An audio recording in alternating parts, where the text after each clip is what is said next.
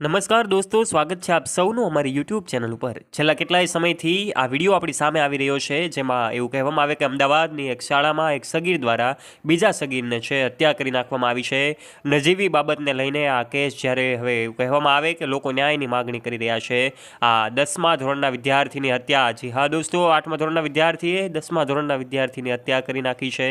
એમની સ્મશાન યાત્રામાં લાખો લોકો જોડાયા હોય એવી વાતો પણ જ્યારે સામે આવી રહી છે, ત્યારે પોલીસનો પણ કડક પોલીસ બંદોબસ્ત ગોઠવાઈ દેવામાં આવ્યો છે। લોકોનું જે જનમેદની છે એમના દ્વારા સ્કૂલમાં પણ તોડફોડ કરવામાં આવી છે, ઉગ્ર રોષ વ્યક્ત કરવામાં આવ્યો છે। શું છે હકીકત જાણવા માટે વિડીયોમાં અંત સુધી બન્યા રહેજો। અને જો દોસ્તો તમે અમારી યુટ્યુબ ચેનલ ઉપર પહેલીવાર આવ્યા છો અને હજુ સુધી આપે અમારી ચેનલને સબસ્ક્રાઇબ નથી કરી, તો વહાલા દોસ્તો નીચે રહેલું બેલ આઇકન દબાવીને અમારી યુટ્યુબ ચેનલને અવશ્ય સબસ્ક્રાઇબ કરી લેજો।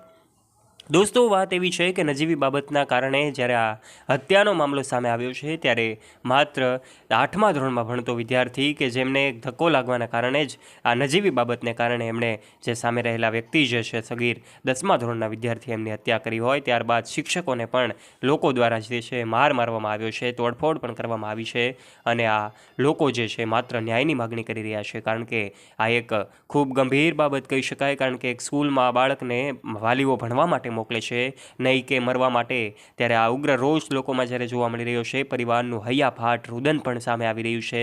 પરિવાર માત્ર ને માત્ર ન્યાયની માગણી કરી રહ્યો છે। એવા સમયે દોસ્તો આ દ્રશ્યો જે છે ભાવુક કરી દેવા દ્રશ્યો છે, આપણે રડાવી દેવા દ્રશ્યો છે, કારણ કે અચાનક જ એક સગીરનું અવસાન થતાની સાથે જ પરિવાર પર આપ ફાટી પડ્યું હોય એવું લાગી રહ્યું છે।